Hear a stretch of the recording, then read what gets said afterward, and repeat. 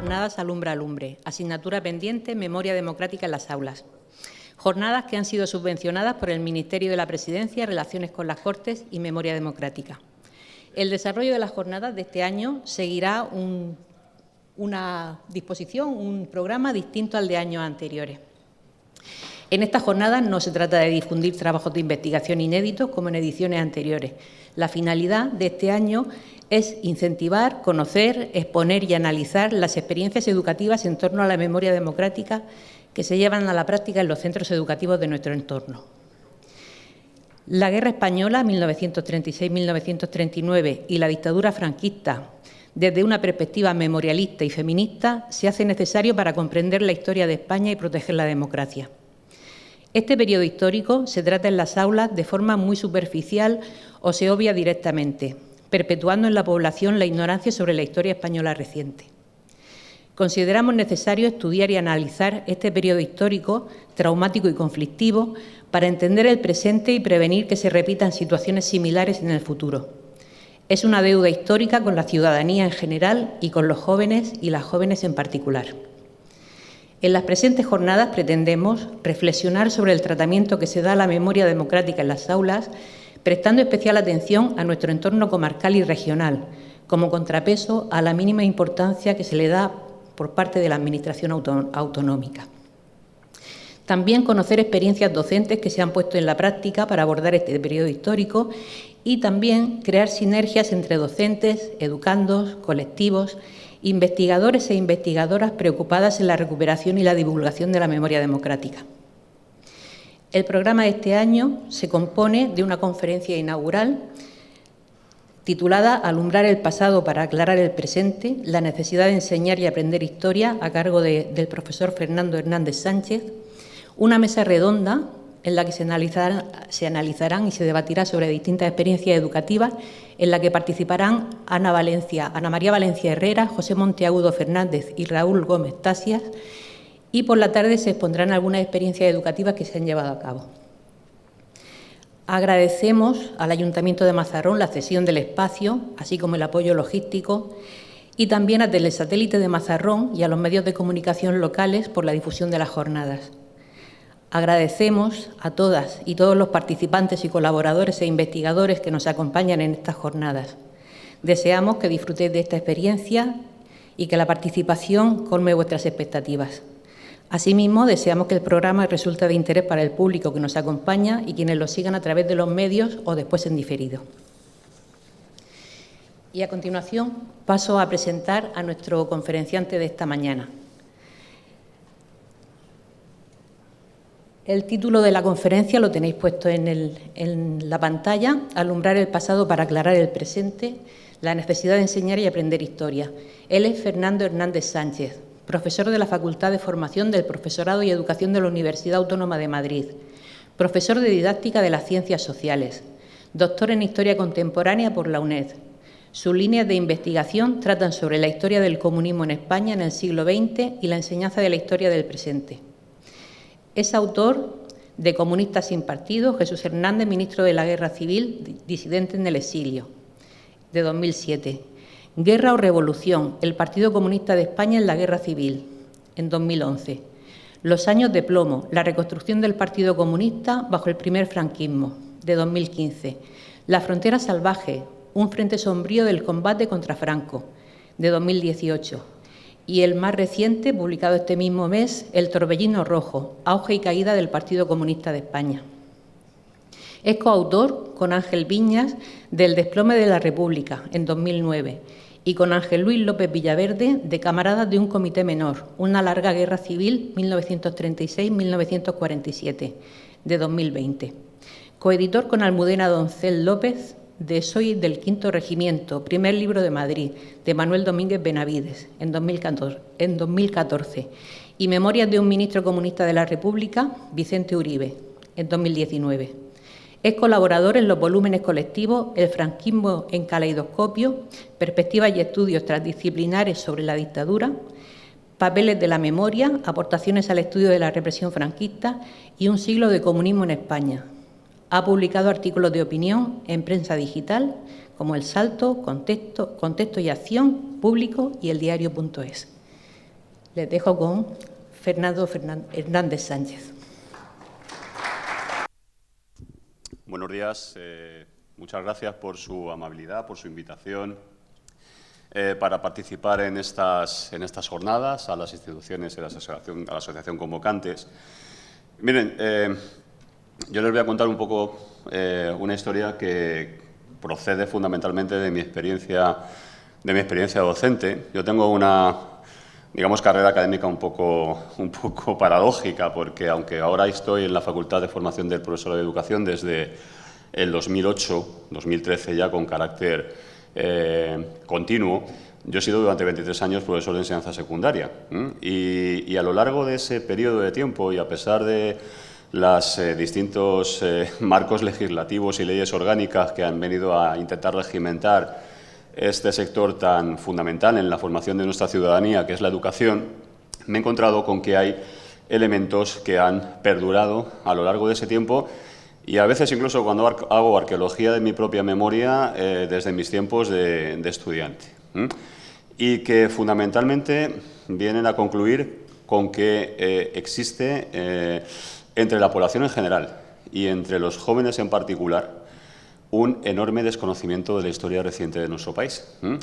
Es decir, que ciudadanos que van a ser ciudadanos de pleno derecho cuando tengan 18 años, es decir, podrán ser electores y elegibles y mayores de edad a todos los efectos, pero que desde los 16 son mayores de edad a efectos laborales, a efectos penales e incluso a la hora de solicitar judicialmente la gestión de su propio patrimonio económico, están siendo arrojados de nuestras aulas a ese mundo exterior sin conocer en absoluto las claves de la sociedad en la que se van a insertar para ejercer esos derechos que supuestamente o efectivamente van a adquirir a partir de una cierta edad.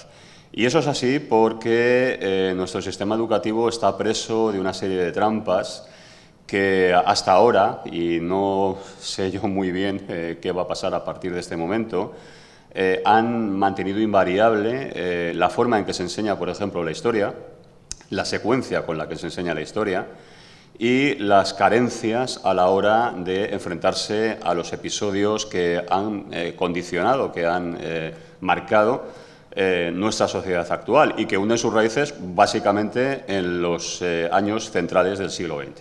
Es decir, nosotros, y lo vemos todos los días, en cualquier tipo de debate, incluso cualquier tipo de confrontación de carácter dialéctico, salen a relucir temas que otras sociedades europeas de nuestro entorno han zanjado hace tiempo.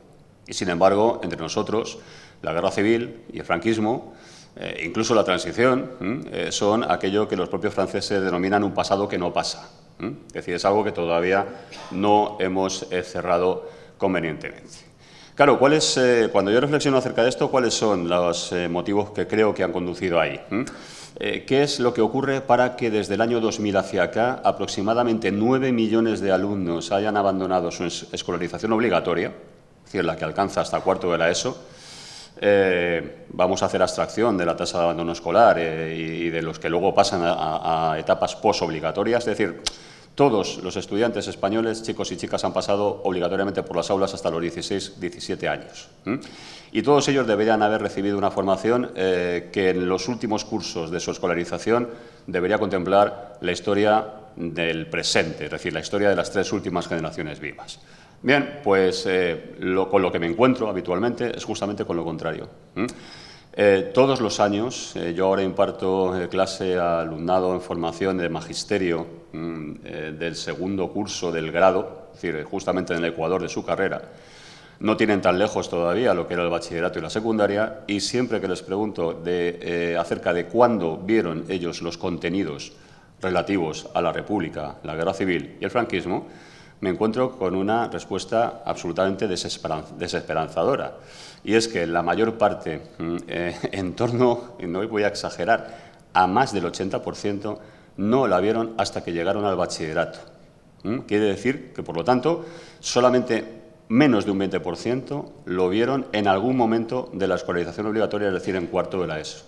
Y cuando les preguntas por la calidad, es decir, por la entidad de la formación recibida sobre esos episodios, te vienen a decir que en la mayor parte de los casos sus profesores pasaron por estos temas de una forma superficial, a veces recomendando incluso que ellos hicieran un trabajo y de esa forma se cubría el expediente. Pero, en cualquier caso, cuando se les plantean elementos de conocimiento común por parte de la historiografía, en la mayor parte de los casos se manifiestan desconocedores de esos aspectos.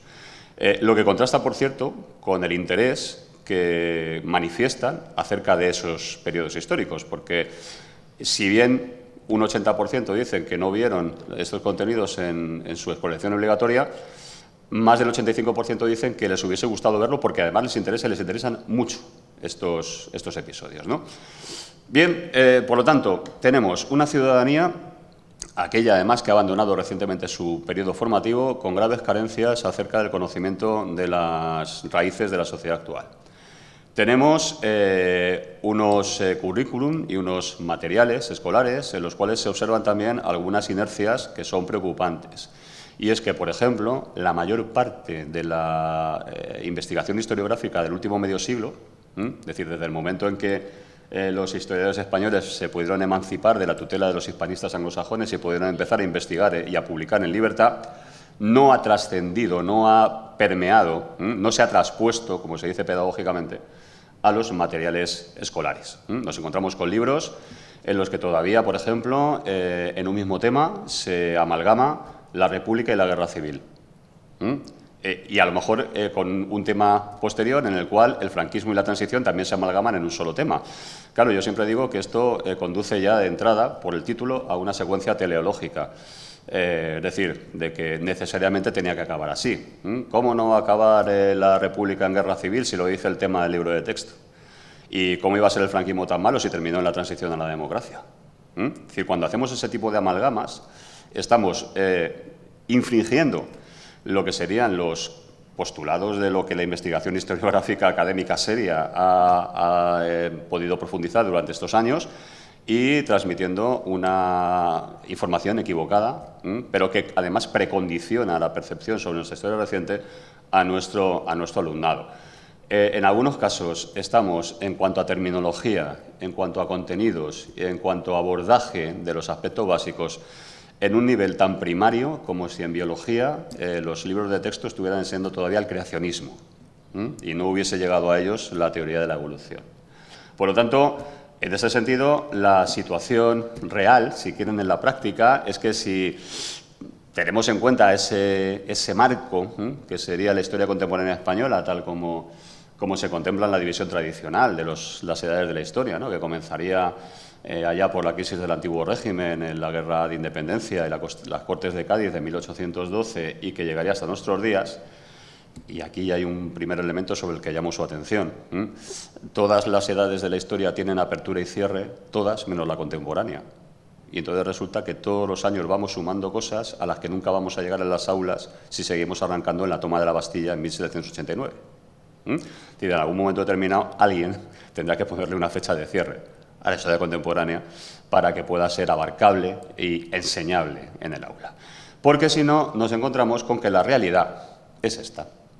La realidad es que nuestra historia más reciente es un agujero negro que básicamente abarca todo el periodo, si vamos contando hacia atrás, de la actual democracia, de la transición y buena parte del franquismo, y que en algunos casos proyecta zonas grises, zonas de insuficiente conocimiento, hacia periodos anteriores como el propio primer franquismo, la Guerra Civil y la República.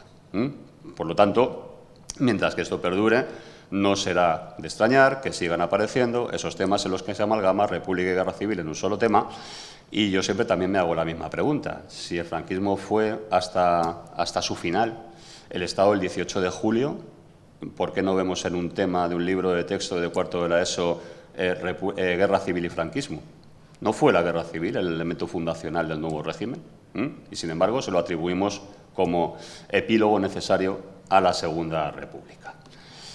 Miren, entonces, claro, a partir de aquí tenemos que es que hay una serie de estereotipos, de lugares comunes, que siguen perviviendo en nuestra enseñanza de la historia contemporánea y que antes o después habrá que acometer para transformar o para darles otra lectura. Es decir, lógicamente la historia no la vamos a cambiar, fue la que fue. esas acusaciones ridículas de es que están queriendo abrir una guerra civil para ganar lo que no ganaron entonces. Mire, es absurdo. Nadie quiere ganar una guerra civil que ocurrió ya hace 80 años y que terminó como terminó. Lo que queremos hacer es estudiarla y la queremos estudiar sin anteojeras, la queremos estudiar sin estereotipos, sin lugares comunes, tener la madurez suficiente como para poder enfrentarnos a ella y cerrarla desde el punto de vista historiográfico. Y claro, por ejemplo, lugares comunes, la violencia. La violencia es el factor fundamental que viene a explicar nuestros años 30 y hasta la propia guerra civil. Ojo, que no verán que la violencia se prolongue después de 1939. Porque ese uso de la violencia ha sido funcional para lo que vino después, durante el franquismo, y hasta incluso el propio periodo de la transición. La violencia, según la versión tradicional, se incuba durante la Segunda República. Hay una proyección retroactiva, es decir, la República ya es, digamos, generadora de violencia que acaba desembocando en la guerra civil. En segundo lugar, que fue una violencia ciega, es un estereotipo irracional, es decir, la guerra entre hermanos. Claro, estalló en julio, hacía mucho calor y la gente se vuelve muy loca. No, o sea, la violencia tiene lógica, una lógica perversa, pero tiene una lógica. Una lógica en la que habrá que penetrar. Que hubo un empate en violencia. Aquí todos mataron lo que pudieron. A veces unos mataron porque otros habían matado antes. La equidistancia. Pues no.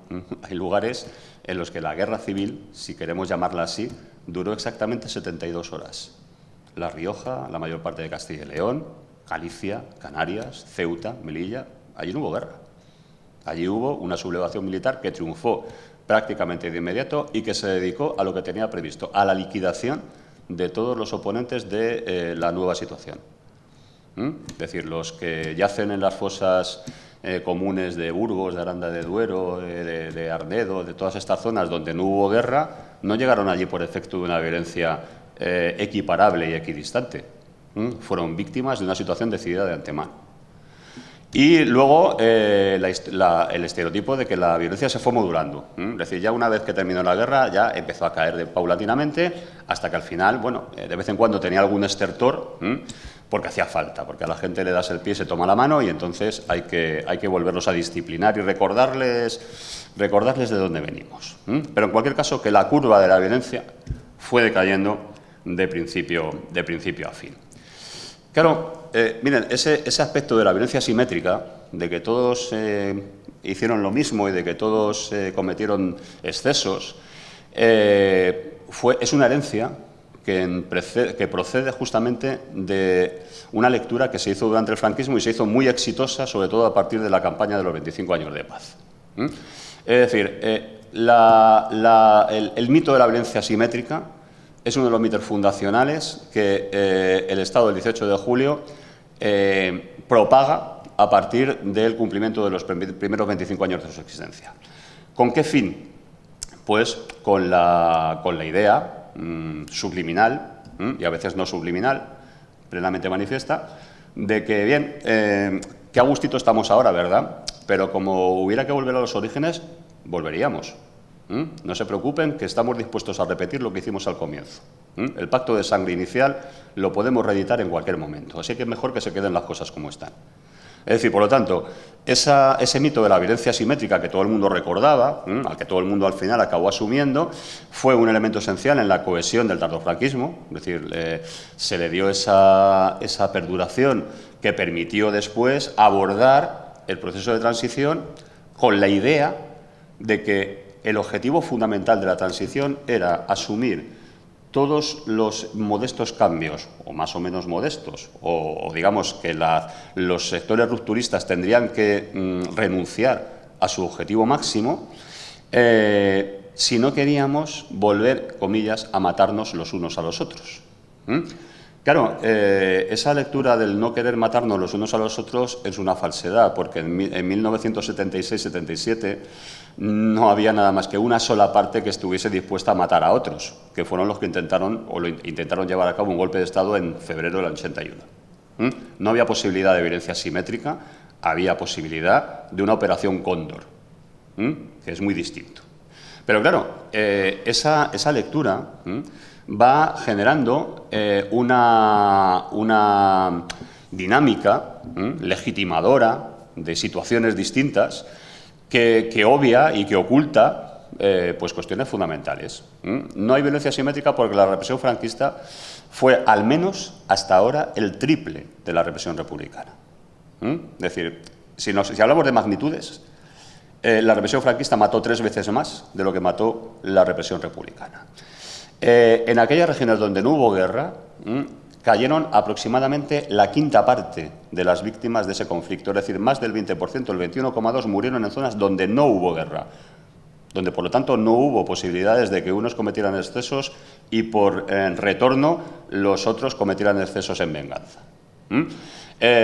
Por ejemplo, aspectos como que el ejército de África, es decir, legión irregulares, fueron responsables de casi 60.000 muertos de los que se produjeron en el avance hacia la zona republicana. Es decir, esto reúne probablemente las características de un genocidio. De tropas coloniales cometiendo genocidio contra población nativa. Lo que pasa es que si sustituimos a magrebíes o a subsaharianos por extremeños y andaluces, parece que la cosa se atenúa. No, probablemente tiene los rasgos de un genocidio.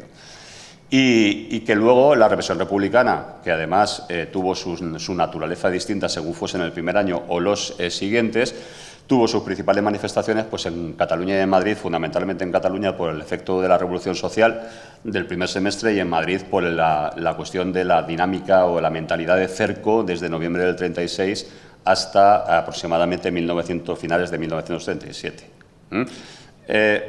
Si lo llevamos a una tabla, ahí tienen ustedes algunas de las cuestiones que más llaman la atención. Fíjense fundamentalmente en las casillas que están sombreadas en verde, porque, bueno, y en las que están en gris ni les digo. En las que están en gris, Navarra, por ejemplo, La Rioja, Ceuta y Melilla, Castilla y León o Canarias, no hubo constatadas víctimas de la represión republicana, pero fíjense en la magnitud de la represión efectuada. Repito, en regiones donde la guerra duró escasamente, sí la hubo, duró horas. Y en las otras, pues evidentemente la desproporción sigue siendo ostensible. Es decir, este tipo de tablas deberían aparecer en los libros de texto. Fundamentalmente porque son tablas en las que a las cifras luego se les podrá hacer decir lo que uno quiera. Uno dice que siempre que las cifras son muy torturables y pueden contarte al final, pero no, las cifras son cifras. Y los balances son balances y las proporciones son proporciones. Y por lo tanto aquí, digamos que el mito de la violencia simétrica, la violencia ciega, la violencia fratricida, se viene abajo ante el contraste con esas cifras. Más cosas que, por ejemplo, aparecen en nuestros manuales y que yo acabo de constatar hace unos días entre estos alumnos de segundo de magisterio.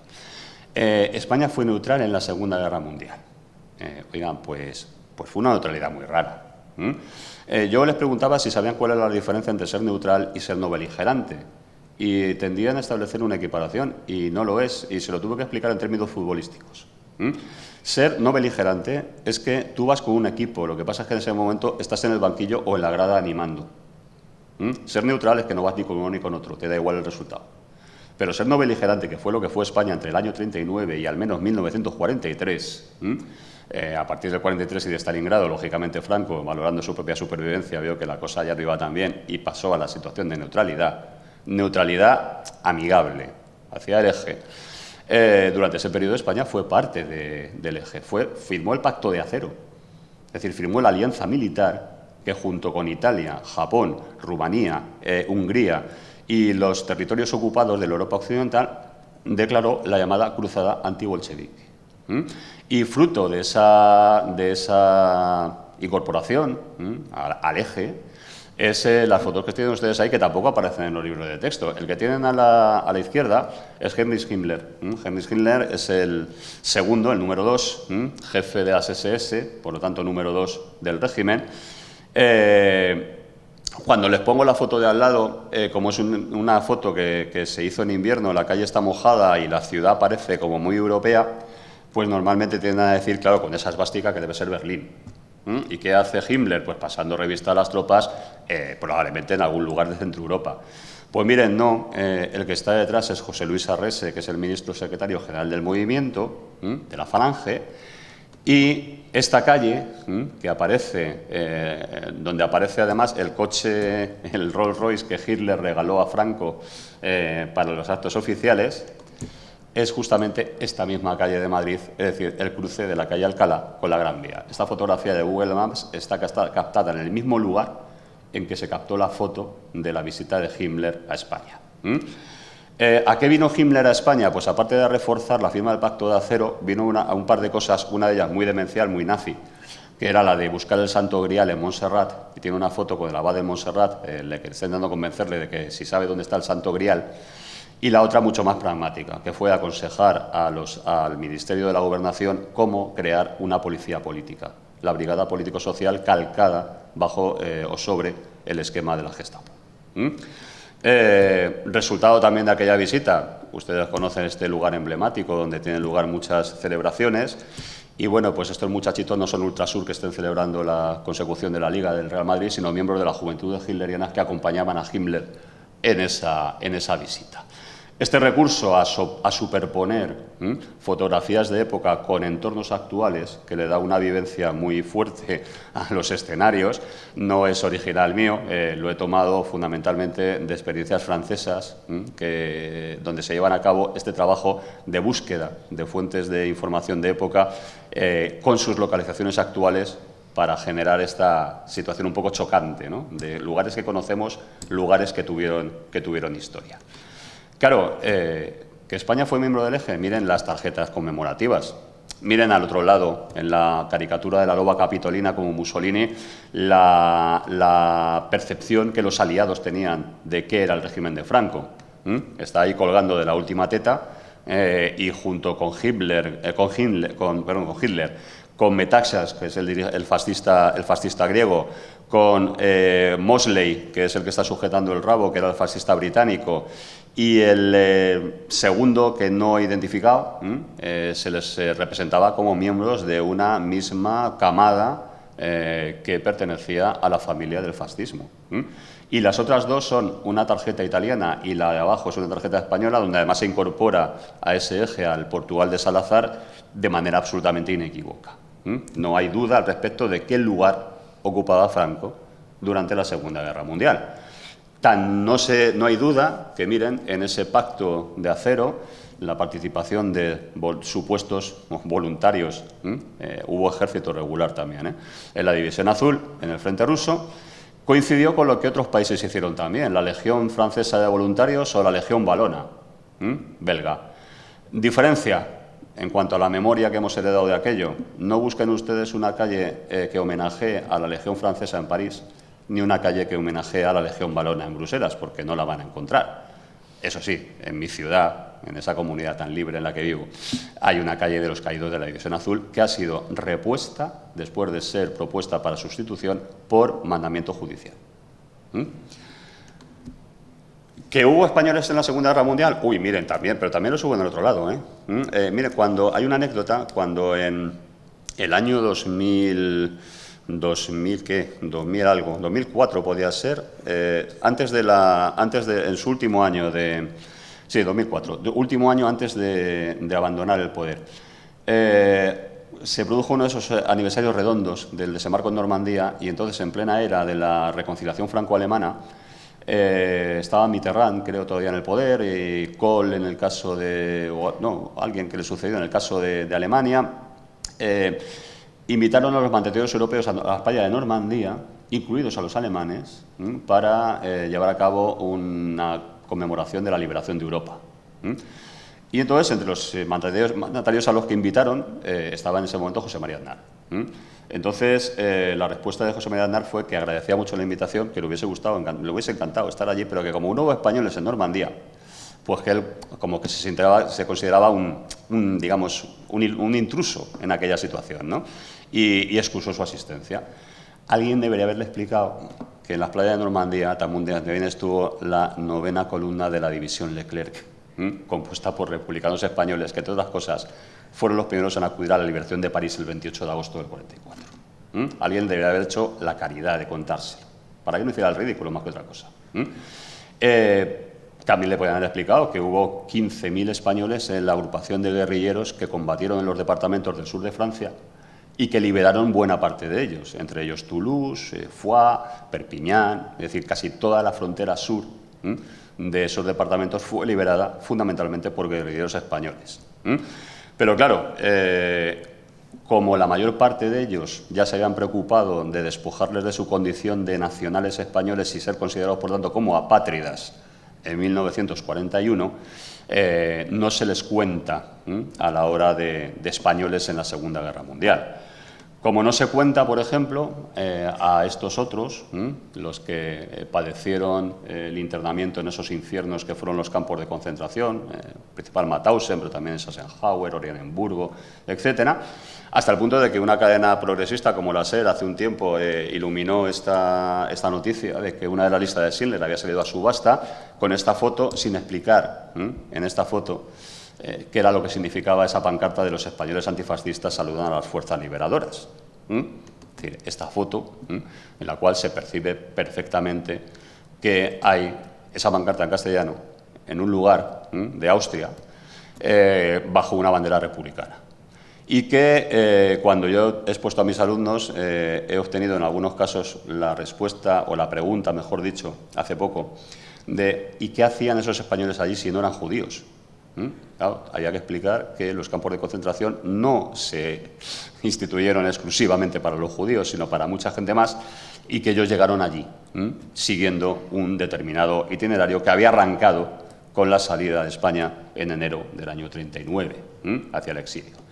Ni tampoco conocen en absoluto la historia del Comando Botschacher, por ejemplo, o de Francisco Boix, Comando Botschacher, los jóvenes que se encargaron de sacar del campo los negativos de las barbaridades cometidas por los alemanes, que los alemanes se preocupaban muy burocráticamente en documentar durante su control del campo.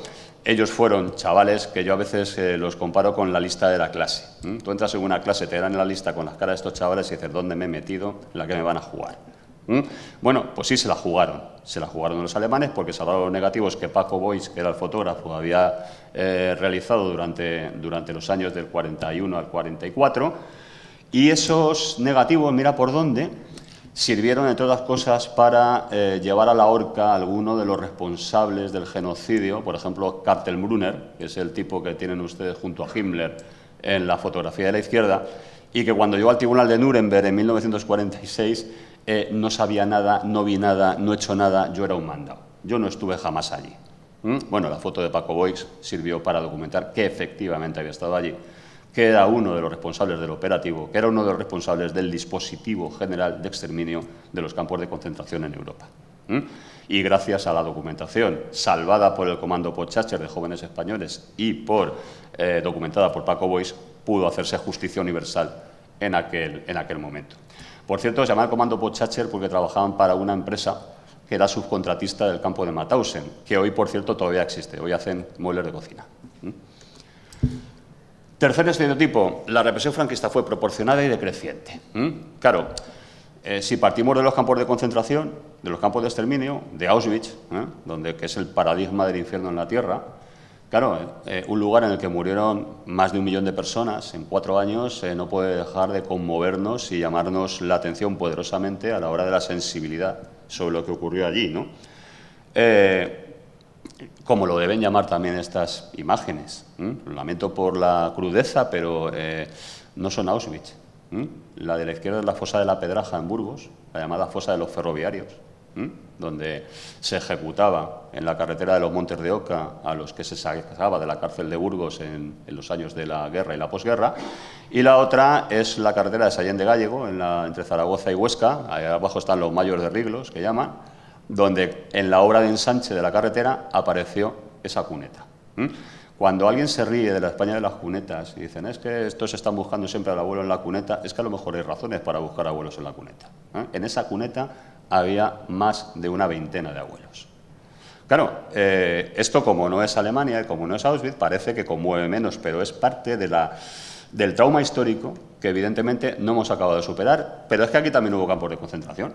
Mire, tan campos de concentración que los propios planos del Ministerio del Ejército se llamaban así, Campo de Concentración de Miranda de Ebro. Y hubo campos de trabajo forzados y trabajo forzados hasta la década de los 50, explotados también en régimen de subcontrata por alguna empresa que hoy todavía sigue en funcionamiento. Dice que, por lo tanto, nos remonta ya a esa España de las 400 familias que acampan sobre ella, que decía Azaña en un momento determinado. Tienen el mapa de los campos de concentración, de depósito, de internamiento, de trabajos forzados que hubo en España hasta, repito, los años 50. Es decir, lo verán que están repartidos por todo el territorio, de los cuales en su mayor parte no quedan vestigios, muy pocos de los que quede todavía alguna estructura que pueda ser enseñada, y quedan los testimonios de quienes pasaron por ellos. Es decir, por lo tanto, si tenemos en cuenta además que la dictadura fue dictadura de principio a fin, desde el 36, no desde el 39, no, desde el 36 en aquellas regiones donde la guerra había durado horas, hasta después de la muerte del dictador, por lo menos hasta 1977, hasta las primeras elecciones. No es de extrañar que ejerciera una labor de represión contra la disidencia política, que a veces, al ser documentada, nos deja una buena señal de cómo eran tratados, de cuál era el habeas corpus, ¿verdad?, y el respeto de los derechos humanos que se practicaba con los detenidos políticos. Y podrán ver ustedes en estas fotografías sacadas de los archivos del Ministerio de Defensa, donde constan sus expedientes, cómo estas personas no habían recibido precisamente un trato muy amistoso en comisaría, donde algunos de ellos, por ejemplo, fíjense en el de la izquierda, Faustino Montes, miembro del Comité Regional del Partido Comunista en 1958 en Asturias, había sido detenido el 24 de marzo y fue puesto en libertad el 6 de mayo, es decir, casi 2 meses, en comisaría. Si no cantabas que mataste a Manolete, era ya porque, bueno, a lo mejor tenías una resistencia más allá de lo específicamente exigible. Sus fichas que están ahí, es decir, estas fichas hoy en día se podrían incorporar perfectamente a los materiales escolares, están accesibles, se pueden fotografiar en el archivo de defensa, donde aparecen los cargos con los que se podía imputar a una persona y arruinarle la vida. Por ejemplo, fíjense en el lado de la derecha cómo se dice fulano de tal, Gómez Lobo Florencio Buitrago, de 38 años, no tiene antecedentes penales. Ahora, eso sí, antecedentes familiares de mediocre conducta moral y político-social, pues es de una familia en donde se ha respirado siempre ambiente de izquierdas. Su madre, apodada la Pasionaria, se distinguió durante la dominación marxista por llevar siempre la bandera roja e incitar a los hombres a cometer toda clase de desmanes. Y con eso lo empuran. ¿Ya está? Es decir, esto es una dictadura. Hay que llevar a nuestro alumnado al conocimiento de lo que es una dictadura, porque el problema es el siguiente, y me adelanto quizás. Cuando estamos contando la transición como un pacto entre caballeros, donde todo el mundo cedió una parte para llegar a un buen fin, les estamos transmitiendo la idea de que la democracia es algo que se consigue de una forma negociada, sin lucha, sin conquista y sin pagar un precio. Y que si perdemos la democracia, la podríamos volver a recuperar por el mismo procedimiento, es decir, una serie de gente que se pongan de acuerdo entre sí y digan, mira, ya nos hemos cansado de dictadura, vamos a otra cosa. No, las dictaduras tienen una naturaleza perversa y un mecanismo que excluye el trato a los derechos humanos y a las libertades ajenas. Podemos seguir viendo que la dictadura no cedió un ápice de principio a fin. El proceso 1001, 20 años de condena a Marcelino Camacho y a sus compañeros por el delito de formar un sindicato, es decir, algo que hoy en día no le cae ni a uno que haya matado a 10 personas con alevosía y con premeditación. O, por ejemplo, las últimas condenas a muerte y ejecuciones, la de Salvador Puchantik y Heinz Schenz, este apátrida alemán, al que no se dudó en poner, caracterizar con Photoshop, el chapucero de la época, la imagen de la izquierda, su verdadera imagen, que era la de la derecha, para dar la sensación de que era un vagabundo y un criminal que merecía la pena de garrote vil con que fue ejecutado en 1973 con Puchantik. O los últimos fusilados de septiembre de 1975, después de un consejo de guerra que duró prácticamente un día y medio. Este tipo de cosas, evidentemente, hay que contarlas y deben ser incorporadas a los manuales escolares y a la práctica docente en el aula. Más cosas, es decir, nosotros no tuvimos colonias, las perdimos en el año 1898, Cuba y Filipinas, y si hubo colonias después, fueron emancipadas mediante procesos pacíficos y negociados. Pues no. Pregunten a sus estudiantes, quienes los tengan, qué fue la guerra de Sidi Ifni, ni dónde está Sidi Ifni, ni por qué hubo guerra allí, ni si hubo guerra. Una guerra en 1958, 2 años después del pacto bilateral con los Estados Unidos, perdón, 5 años después del pacto bilateral con los Estados Unidos, en la que los Estados Unidos prohibieron al ejército español utilizar armas proporcionadas por ellos para combatir al ejército marroquí que se había colado en Sidi Ifni. Y se me ha ido atrás y quiero recuperar un momento esta imagen solamente por una razón. Miren el recortable de la derecha, que se vendía en los kioscos en los años 40, en aquella época en la cual las niñas no tenían para una muñeca de cartón piedra. El plástico todavía no existía, pero existía la muñeca Mariquita Pérez. Y Mariquita Pérez tenía trajes. Y Mariquita Legionaria la podías vestir de faena o de paseo. El traje de paseo es el que tienen ustedes aquí, a la derecha, pero el traje de faena incluía la cabeza cortada de un moro y 2 niños moros atados de pies y manos, algunos de ellos sangrando por la nariz por efecto de algún hábil interrogatorio, imagino, para obtener información acerca de las posiciones de dónde estaban sus padres. Y esto era un juguete infantil, se vendía como un juguete infantil. Para que cuando hablen de adoctrinamiento en las aulas, cuando se explican algunas cosas sobre sexualidad y reproducción, pues haya quien se lleve las manos a la cabeza. Bien, otro estereotipo, extendidísimo. El franquismo no fue un régimen totalitario. Fue, hombre, sí, en sus orígenes, quizás, pero luego fue un régimen autoritario, dirigido por un patriarca que se perpetuó en el cargo durante tiempo, con una moral quizá un tanto conservadora. Oiga, pero vamos a ver, no retorzamos la verdad. Ese manual, Así quiero ser el niño ante el nuevo Estado del año 1940, dice claramente que el Estado español es un Estado totalitario. Un Estado es totalitario cuando en él solo manda uno y cuando la voluntad de todos los ciudadanos es una, entregarse a su servicio. Y ya está, y los niños desfilando con palas al lado. Es decir, claro que fue un Estado totalitario. Hubo división de poderes en algún momento. Hubo un legislativo, un ejecutivo y un judicial. Un legislativo libremente electo, un judicial independiente y un ejecutivo que respetase un marco jurídico que se diese a sí mismo la ciudadanía. No lo hubo, por lo tanto, a eso se le conoce como regímenes totalitarios, que además tienen el añadido, esta es otra página más, por cierto, este manual se lo pueden descargar en PDF de Internet. Ponen, así quiero ser el niño del nuevo Estado. Es una joya. No solamente la dictadura se ceñía sobre lo político, sino sobre todos los ámbitos de la vida, también en la moral privada convertida en categoría de moral pública. Por ejemplo, los jóvenes, es inmoral el baile agarrado. Menos mal que no llegaron al reggaetón porque habían flipado.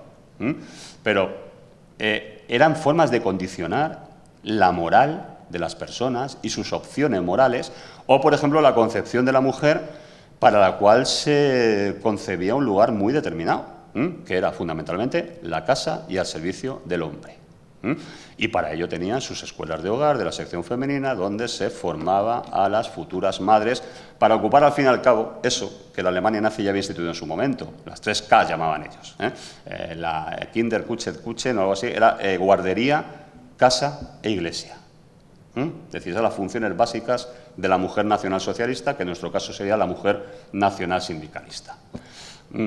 Lógicamente, con estos elementos que cuando también los pongo en clase llaman mucho la atención, porque algunos de ellos se prolongan no en los años 40 o 50, sino incluso hasta principios de los 70, donde no hay ningún empacho en este tipo de propaganda, en la cual, por ejemplo, en la del centro se alude a la tolerancia con los malos tratos, porque al fin y al cabo él es un hombre y además la ama, ¿no?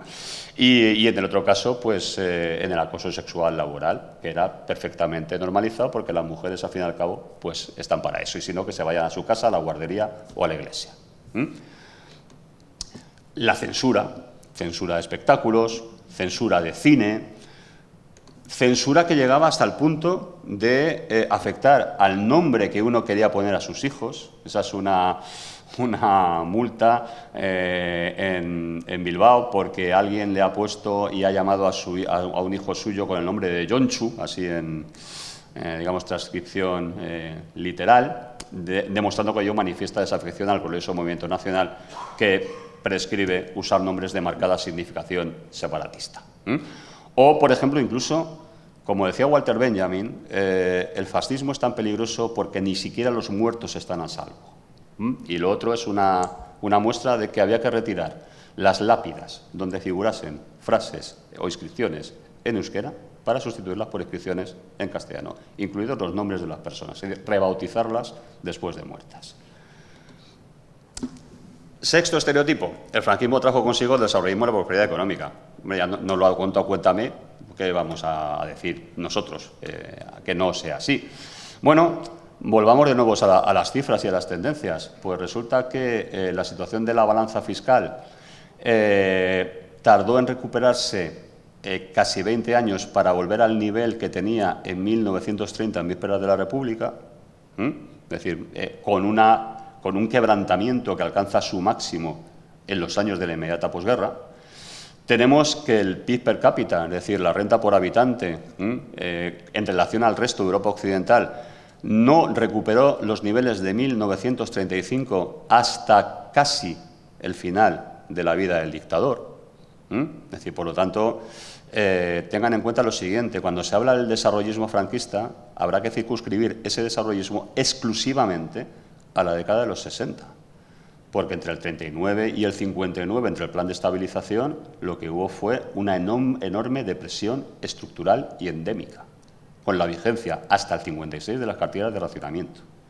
Es decir, hubo una generación entera que pagó el precio de una guerra civil en bienestar material, no solamente ya en otras cosas. Y que solamente a partir de un proceso de acumulación capitalista acelerada y de liberalización salvaje de las condiciones de inversión y de explotación, permitió ese desarrollismo que es el que luego se asocia con el franquismo, el 600, las suecas, el turismo, etc. Pero, por ejemplo, los salarios reales existentes en 1936 no recuperaron el nivel sobre base 100 hasta 1973. Es decir, eso es un empobrecimiento real de la población durante todo ese periodo. O, por ejemplo, la tendencia histórica que había empezado a principios de siglo, en el primer tercio del siglo, hacia la disminución de población ocupada en el sector agrario, el aumento de la población ocupada en el sector industrial, en el sector servicios, que son los indicadores de un cambio estructural en la economía hacia una economía más avanzada, se interrumpieron y se invirtieron.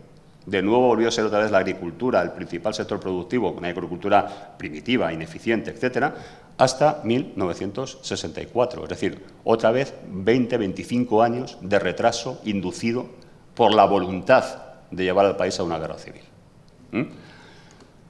Efectos secundarios, las migraciones. 20 millones de personas entre los 50 y los 60 dejaron el pueblo, lo que se conoce ahora la España vaciada, para irse a vivir a los grandes centros industriales. Abandonaron el país, es decir, cambiaron radicalmente de condiciones de vida, a veces con lo poco que llevaban encima, que era una maleta de cartón atada con una cuerda. Y 2 millones emigraron al exterior. Y este es otro factor que a nuestros alumnos debería llevarles a reflexión, y deberían conocerlo para reflexionar, claro, lógicamente, cuando se manifiestan tendencias xenófobas en el aula. Porque este país debería enseñar que antes de ser acogida de inmigrantes, fue expulsor de inmigrantes. Y que cuando nuestros compatriotas iban al extranjero, se encontraban con cosas como esta. Este manual, o estos 2 manuales, dirigidos al ama de casa de clase media francesa que empleaba una española y que tenía el despectivo nombre de Conchita y usted. Conchita es el nombre con el que se referían a las muchachas españolas que iban a servir a Francia, como el de Panchita se utiliza habitualmente ahora, despectivamente para las sudamericanas, y era la forma en que la señora francesa, como pueden ver además de una forma muy caricaturesca y muy graciosa desde el punto de vista francés, consideraba que las españolas eran mujeres primitivas, que se reproducían como conejos y que apenas tenían contacto con los modernos electrodomésticos que facilitaban el trabajo en el hogar. Este tipo de mensaje xenófobo debería ser también compartido con nuestro alumnado para que luego interioricen o empaticen, a ver si es posible que podamos mantener esa misma perspectiva respecto a los que vienen a vivir con nosotros. Y vamos llegando ya hasta el presente. Estereotipo 7, la transición fue un proceso modélico. Hombre, bueno, modélico. Hubo violencia, claro que sí, hubo la violencia terrorista, violencia de ETA, violencia de algún grupo surgido en aquel momento, como el Grapo, pero hubo también violencia institucional. Hubo violencia policial, hubo violencia de grupos parapoliciales, por distintos sistemas, el disparo al aire que curiosamente caía en un cuerpo, la tortura o los excesos acabaron determinando un número importante de fallecidos durante aquel periodo, de muertos durante aquel periodo.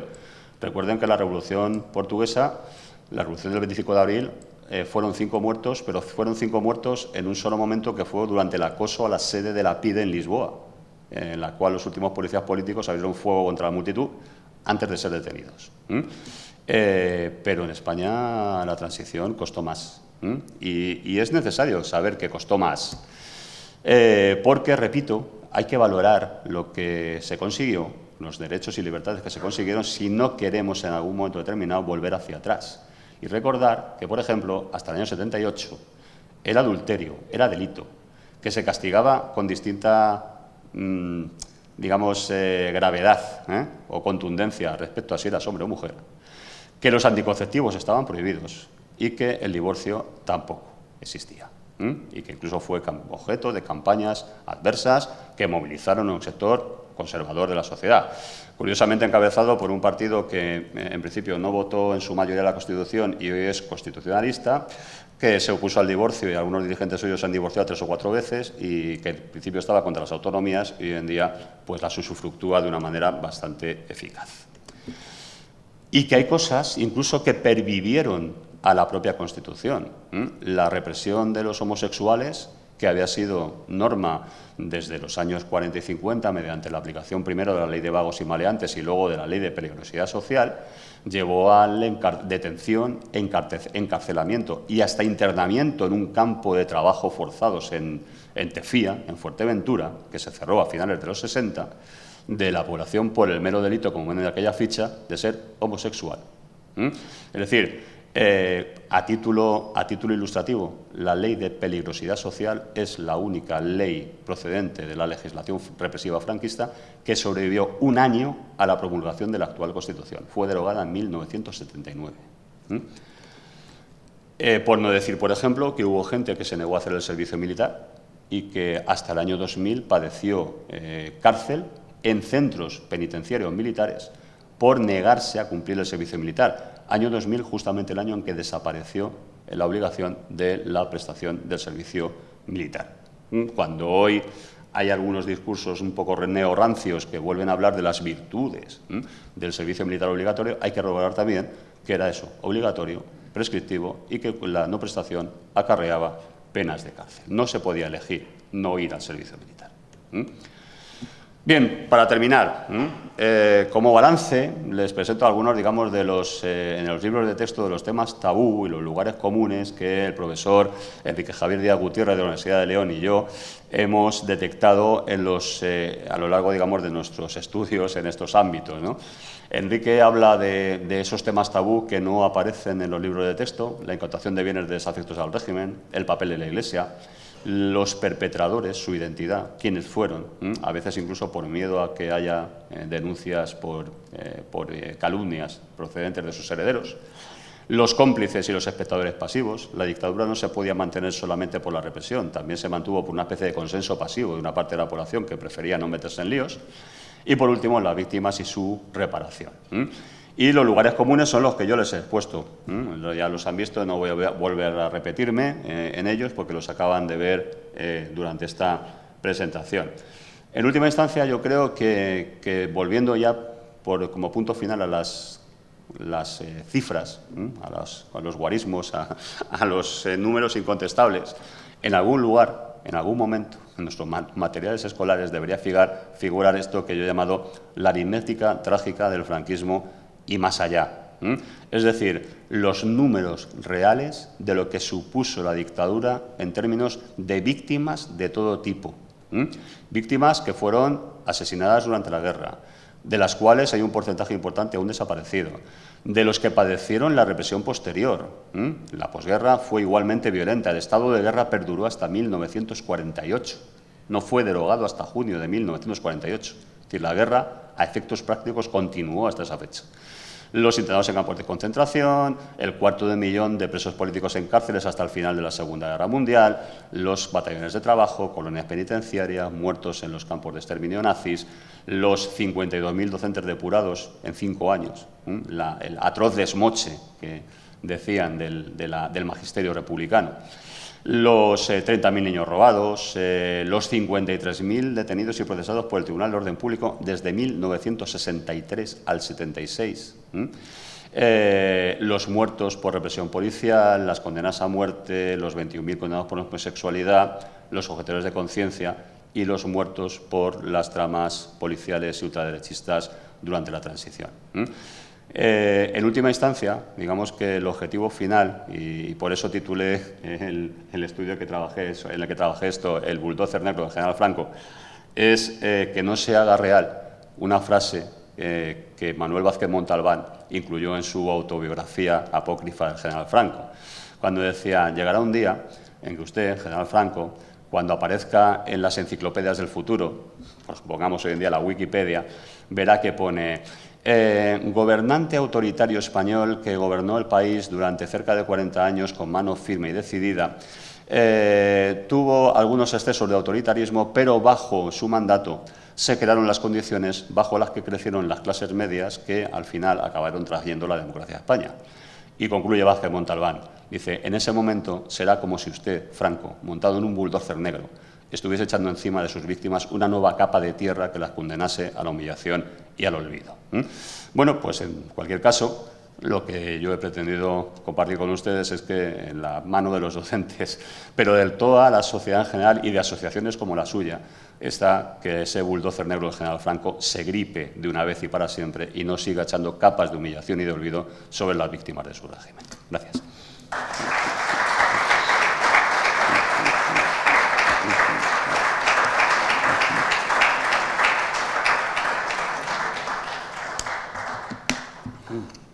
Y, lógicamente, quedo a su disposición para las preguntas que quieran hacer. ¿Se oye?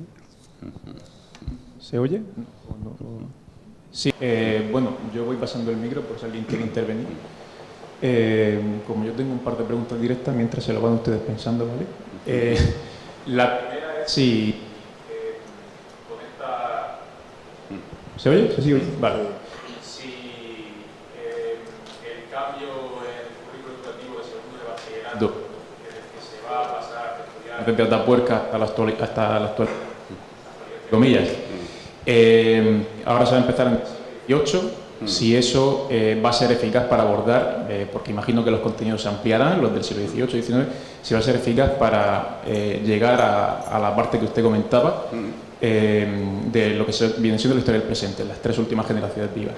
Y si para cuarto de la ESO, que es el último nivel obligatorio, ¿qué crees que sería más eficaz? Si una asignatura tipo historia del presente como la que tenemos en Francia, que es más o menos desde finales del 19, principios del 20 hasta la actualidad, que en España sería desde pues, casi la mayoría de edad de Alfonso XIII, más o menos, o una asignatura, como he visto algunas propuestas educativas, de, digamos, estudio no tan basado en la cronología, sino estudio por temática, estudio de la violencia, estudio de las revoluciones, estudio de los procesos industriales, de las migraciones, etcétera.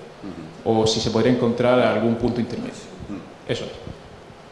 Bien, por partes, bueno, vamos a ver, lo del currículum, yo todavía lo tengo que ver. Lo debo ver porque recuerden que el 45% del diseño curricular lo tienen las comunidades autónomas en competencia, digamos, en la atribución de sus competencias.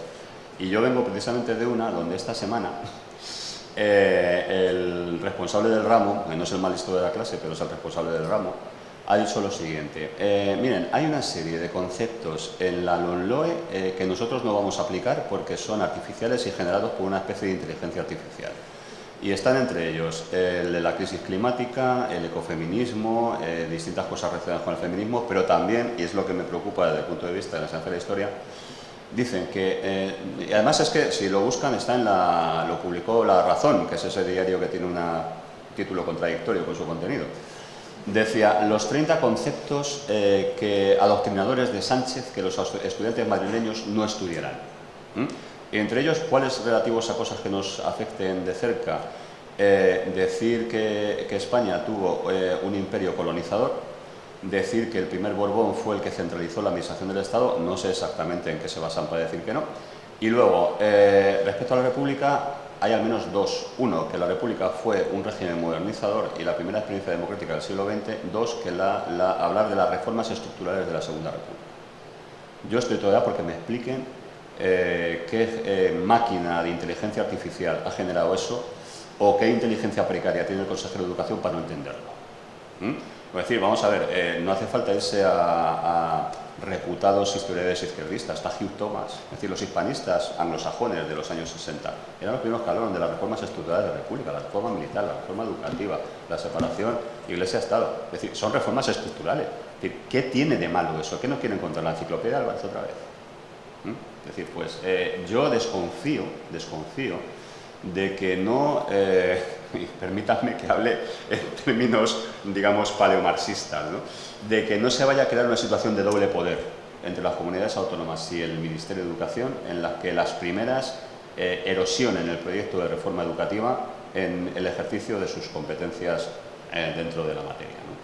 Porque, claro, eso significa que el segundo de bachillerato en Madrid probablemente vuelva otra vez a verse la Reconquista, no sé si Atapuerca, pero la romanización, los visigodos y cosas por el estilo. No sé cómo lo harán, pero que si se proponen hacerlo, lo van a hacer, estoy convencido.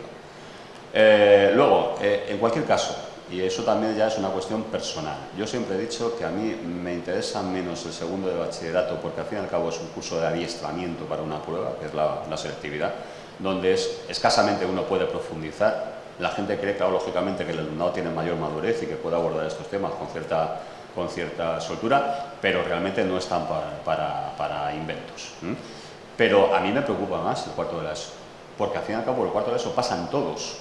Es decir, pasan los que van a ir al bachillerato y los que no, los que van al bachillerato y se quedan en él y los que luego van a la universidad y los que van directamente al taller o a la barra del bar a servir copas. Pero todos pasan por cuarto de la ESO. Y entonces en cuarto de la ESO, si seguimos con una limitación de disponibilidad horaria, que en algún sitio ya me han dicho que incluso se puede acentuar, si seguimos con un programa tan extenso que abarca lo que abarca, pues nos podemos encontrar que incluso aun recortándolo, nos veamos de nuevo en que los últimos temas no se ven bien. Yo soy partidario, efectivamente, y lo he expuesto en más de un sitio, de que el último curso de la secundaria obligatoria debería ser como en Francia, donde es historia del tiempo presente, es decir, historia de las 3 últimas generaciones vivas. Yo lo remontaría, como mucho, a lo que Hobsbawm llamaba el corto siglo XX, España 1917 a finales del siglo. Desde el momento en que, digamos, el sistema de la restauración entra en crisis, con el año 17, la huelga general, las juntas militares, a Cataluña, etcétera, los problemas de España que aún hoy en día permanecen en algunos casos abiertos, están ahí, tienen ahí su génesis. Que se empezase ahí y se acabase, pues, probablemente en los años finales. Es decir, porque lógicamente lo que a partir del cambio del siglo entraríamos en otra fase. Yo creo que lo que he dicho al principio, ahí me sostengo, es decir, la contemporánea debe ser cerrada ya en algún momento determinado, que probablemente sean los años 80, digamos, la ola posterior a la caída de los bloques y el inicio de la nueva globalización, y a partir de ahí empezar otro periodo completamente nuevo. Los proyectos o el aprendizaje basado en proyectos puede ser interesante siempre y cuando, uno, te permitan hacerlo, dos, tenga cierta coherencia. Es decir, el marco cronológico no debe desaparecer del todo. Es decir, se pueden coger temas y llevarlos con una especie de barra de progreso a lo largo del tiempo. Pero claro, es decir, deberían ser proyectos muy claros, muy bien planificados y que no, digamos, no indujesen a una cierta desorientación. O más aún, que no dejasen la espuerta abierta para que hubiese profesorado que se, digamos, escapase del aprendizaje de lo esencial, atendiendo, por ejemplo, pues a proyectos de carácter más secundario. De todas maneras, ya le digo que habrá que ver, porque yo me temo que ya está ocurriendo en el caso de los criterios de promoción de curso, que va a haber 17 comunidades con 17 criterios distintos, puede llegar a haber 17 currícula distintos de secundaria y de bachillerato. Fernando, por la respuesta. Si alguien tiene alguna pregunta, le paso el micro. ¿Por aquí? ¿Nada? Ana, ¿te anima? Con reflexiones te animas, ¿verdad? Pues gracias.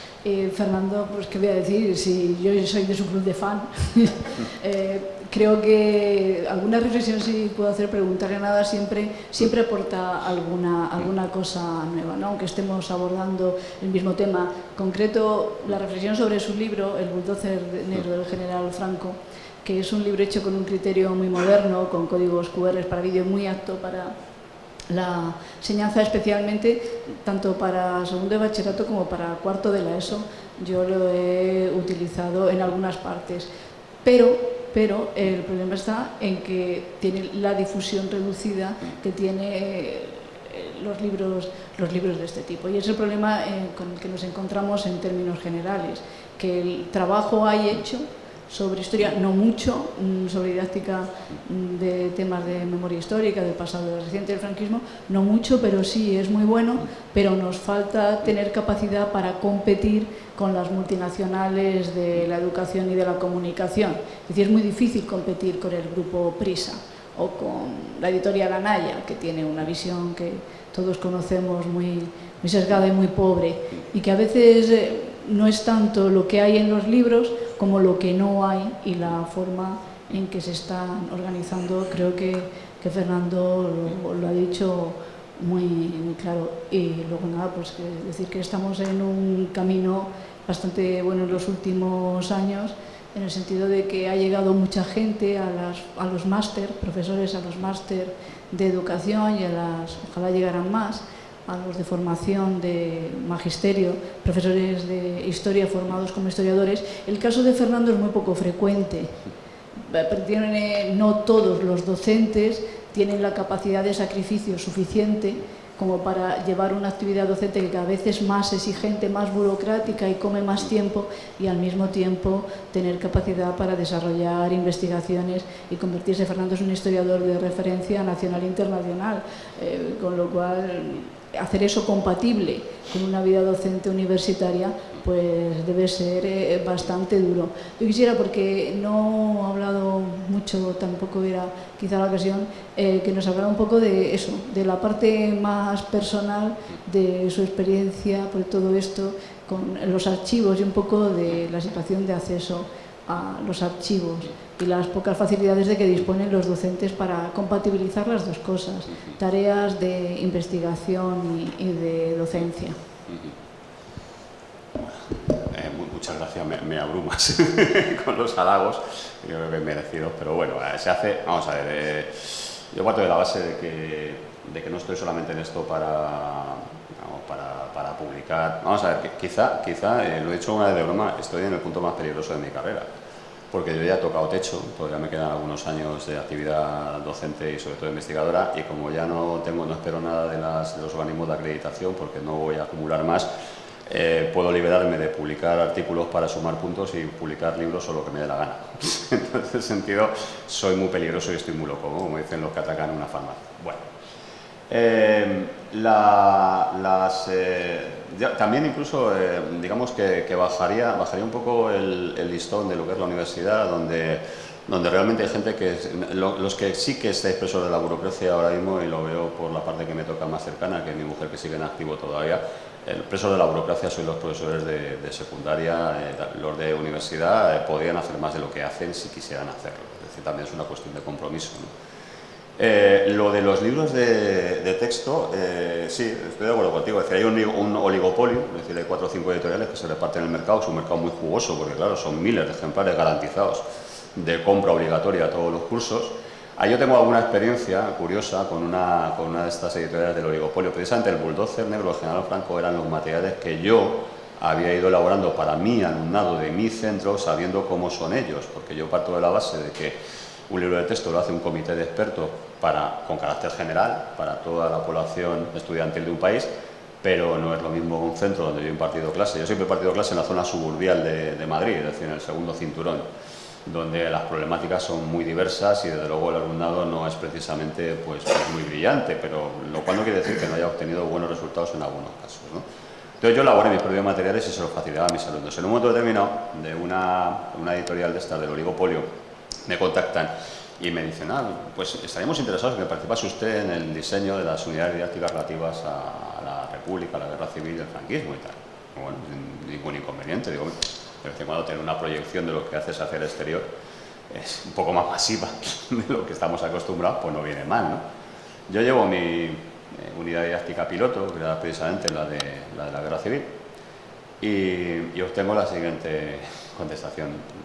Es un material novedoso, digo, sí, no, claro, yo me gusta trabajar con fuentes primarias y de archivo y tal. No está muy visto, está muy bien, está muy bien. ¿Sabe? El problema es el siguiente, yo es que luego el comercial tiene que venderle este libro a la jefa o al jefe de departamento de Ciencias Sociales del Instituto Francisco Ferrer y Guardia y a la directora, a la madre directora del Colegio de las Adoratrices del Sagrado Corazón. Y entonces, claro, como diciendo que si empleaban ese material había una mitad del mercado del que se iban a tener difícil acceso, ¿no? Entonces, claro, yo ante esa disyuntiva dije, pues mira, yo no voy a hacer otra cosa, o sea, yo no es que lo he hecho más, mira, tengo unos principios y si no le gusta tengo otros, ¿no? Pues no, pero es que de hecho esa situación se da en el mundo editorial. Hay editoriales que tienen dos líneas. Para un mismo curso tienen una línea destinada a institutos, digamos, públicos y otra línea dedicada a colegios concertados. Y claro, el lenguaje se nota. Porque lo que en la línea destinada a la Pelusa en general es la dictadura de Franco, en el caso del libro de texto de los concertados aparece como la era de Franco. Hombre, ya sabemos que fue larga, como los dinosaurios, pero bueno, la era... No, ya me lo digo. Es que la única dictadura inequívoca que aparece en algunos currículos es la dictadura de Primo de Rivera. Lo de Franco ya no aparece como dictadura. Entonces, ese problema es un problema que también creo se dio en su momento en Argentina respecto a la dictadura militar y tal.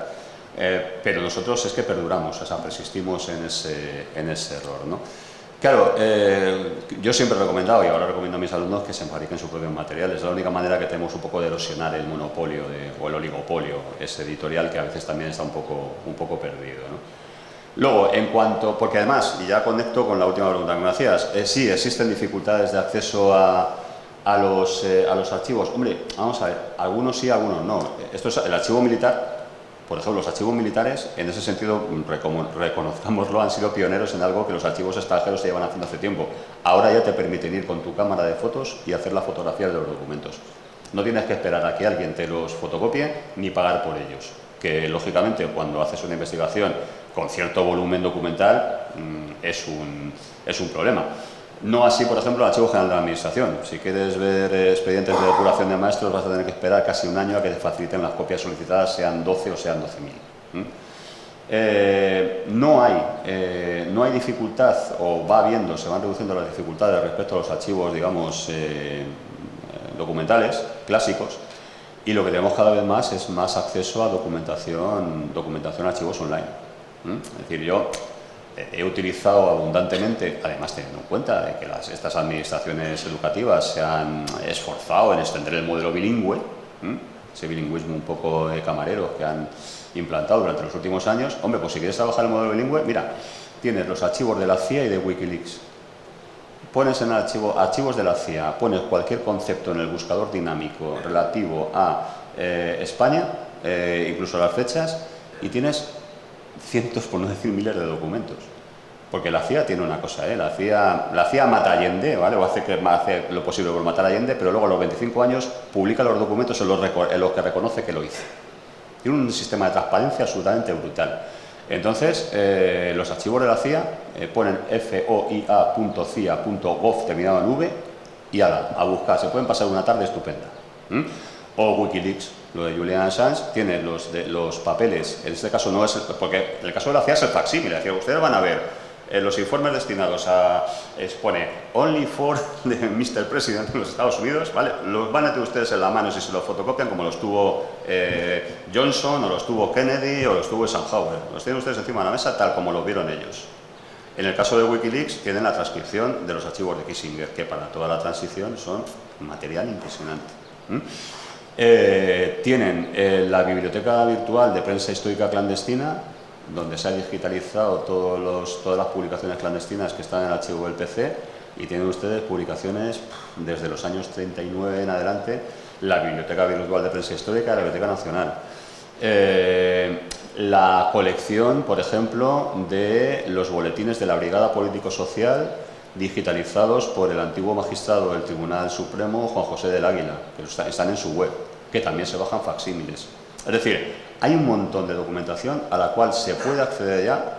Por ejemplo, la plantilla en la cual los americanos, la OSS, antecedente de la CIA, radiografía los servicios policiales y de información franquistas y lo relaciona con la Gestapo y con los servicios de información y espionaje alemán, es un organigrama publicado en la página de la CIA. Ya está, no hace falta ir al Pentágono por la noche, saltar las alarmas y colarse dentro para hacer una foto con... No, lo tienen online. Entonces, hoy en día hay, digamos, disponibilidad documental suficiente como para poder montarse unas clases distintas con este tipo de bases documentales, ¿no? Lo único, bueno, pues es la voluntad de hacerlo, que en muchas ocasiones es desgraciadamente el menos común de los factores, ¿no? En última instancia, eso sí que hay que reconocer también, es una labor heroica para el profesorado que quiera afrontar en invocación de su libertad de cátedra, que hay que recordar que es un principio constitucional, la enseñanza y el aprendizaje de estos contenidos por otros derroteros que no sean los ortodoxos, porque eso ya sabe que le coloca en rumbo de colisión, a veces con órganos de su propio instituto y a veces pues, con la inspección, los padres y quien quiera fiscalizar su trabajo, ¿no? Pero en última instancia se puede hacer y de hecho yo, por ejemplo, en el periodo en que estuve en secundaria lo hicimos con muchos obstáculos. Ustedes pueden buscar mi nombre en el buscador en la biblioteca del país y verán que aparece íntima e indisolublemente asociado al de Esperanza Aguirre, porque pone Esperanza Aguirre prohíbe un curso de memoria histórica del Instituto de Fuenlabrada. Era el mío y el que lo organizó fui yo. Pero eso no significa que no lo pudiéramos hacer, lo hicimos por otra vía, pero lo hicimos. Pero sí, son obstáculos, pero bueno, a veces si no también lo que estaríamos haciendo es dar apuntes el último día de clase con los papeles amarillos del primer día que las vimos, entonces merece la pena.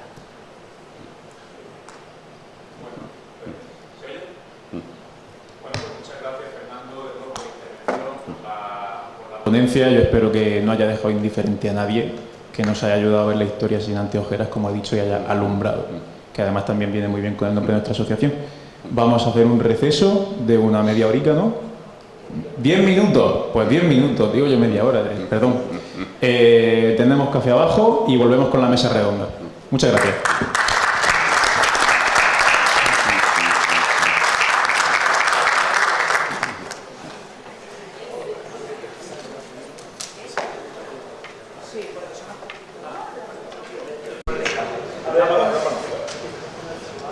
Para los que os vais a quedar a comer con nosotros necesitamos apuntarnos y decir el plato a escoger, ¿de acuerdo? Ahora aquí en la entrada o bien Moncho o Gisela os apunta porque hay que decirle al restaurante que será el Guillermo, donde ya hemos estado otras veces, para saber qué nos preparan, ¿vale?